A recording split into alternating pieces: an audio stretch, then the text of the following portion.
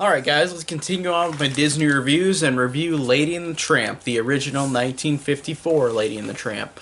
Now this is one I of course watched as a kid, but whenever I was a kid I didn't always watch this one. Like, I've seen it a lot, but it wasn't one that I typically rewatched. I feel like this is more of a, dare I say it, more of an adult's Disney film. Because this one I feel like, yeah, kids can watch it, but I feel like it's a little more interesting as an adult because there's a lot of things that go over kids' heads in this movie. Personally, I think because the way that these dogs interpret life are interesting, and I think that this is one that I had to wait until as an adult to like and enjoy more. And I liked how the opening of the movie is a message to, or a thank you, I guess, to all animal lovers. Like, I just thought that was cool, and how the joy of that animals bring us. I really liked that that was the opening of the movie. It was just like a little thing on the screen that said those lines. But this movie in particular, for an animated movie, I feel like this is one of the best representations of how animals act. If that makes any sense, because these animals in this movie, the way they interpret life is really cool. The way that you don't really see the faces of the human characters because it's at dog level. Like, they're not actually looking at, like, you just see, it feels like you're on the actual level of a dog, like their size. I love how whenever they get, like, the couple gets Lady, the dog, Lady wants to go to sleep with the owners and then like sleep in the same bed, and they say okay just one time, and then it cuts to like her being older and she's still in the bed. I just thought that was funny. I like how that's how a dog really would do it. Like, they would do it once and want to do it every time. I really love the scenes as Lady as a puppy in the beginning. I think they're really fun and cute, and they're so funny. Like, I love how they also interpret how dogs, how dogs interpret like how humans' names are, because they always say Jim Dear and Darling. They think that that's their actual names. I think that's really clever and really cool that, like, that's what a dog would literally think. If you hear that name so many times, a dog would think that. I like that a lot. And also, again, seeing the point of view of the dogs, you don't see the adults' faces. I think that's a really cool touch as well.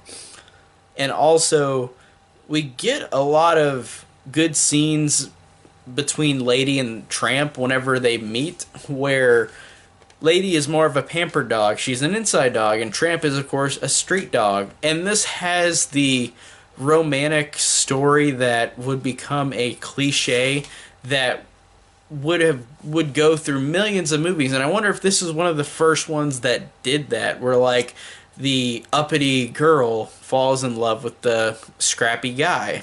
Like, I wonder if this is the first movie to do that, or it might be one of the first, because there's so many stories nowadays that you see where it's like, oh, she's stuck up and he's poor, like they're not gonna get together, and they do. Like, it, I think that might be one of the first stories that did that, and don't quote me on that. I haven't seen every movie in the world from the 50s, or earlier, so maybe this might not be the first, but this might be one of the first that has that plot. And again, it doesn't feel cliched like it does with all the other movies like this, because this might have been the first one, or one of the first. And I also like how Tramp puts it in Lady's head that whenever the couple is gonna have the baby, they're gonna kick her out. Like, she's not gonna be important anymore. And I thought that was a good touch, because Scamp kind of liked to rile her up, Tramp tried to rile her up. And I just like that later adds to them being together, like, romantically. Like, it's funny how, again, they don't get along at the beginning, and then through a series of things, they do get along. And I also liked, even though this is, again, one of those things that's racist now with the Siamese cats, well, it is racist. It's hard to talk about, because these two Siamese cats show up because of Aunt Sarah, who is, like, sister of whatever Darling's real name is, and she watches Lady for a while and brings over the Siamese cats who are jerks and they sing, but they have gongs playing through the song while they're singing, and it's kind of racist. Yeah, but it's a good song, but it's hard to defend it in that way. But I do enjoy the song though. Just like how I just reviewed Peter Pan, like What Makes the Red Man Red, like that is a song that's not okay now, but I like the song. It's catchy. Just like this one.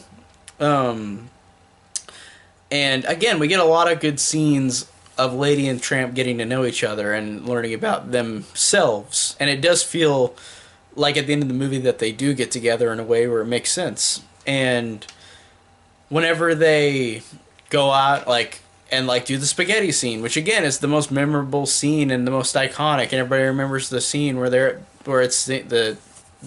eating spaghetti. Like, it's incredibly memorable. And one of the biggest pop culture images ever in Disney, like of them eating the spaghetti and the meatballs.